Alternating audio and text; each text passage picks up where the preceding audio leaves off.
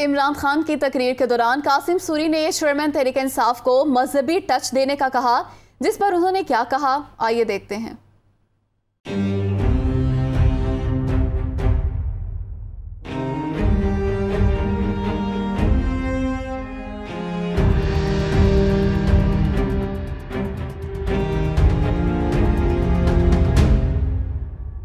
मैं हूं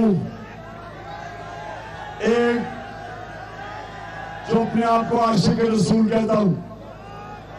मैं अपने नबी सल्लल्लाहु अलैहि वसल्लम का फॉलोअर हूं और मेरे नबी ने हमें एक चीज सिखाई थी कि इंसानों को इकट्ठा करना है, तकसीम नहीं करना।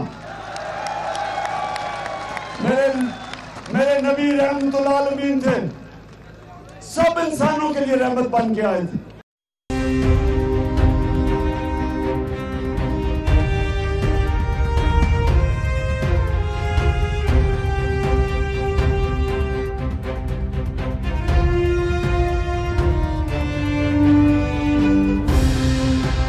मैं हूं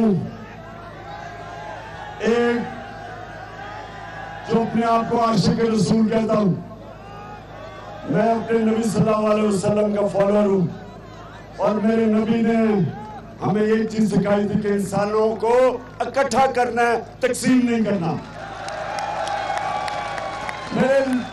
मेरे नबी रहमतुल आलमीन थे, सब इंसानों के लिए रहमत बन के आए थे।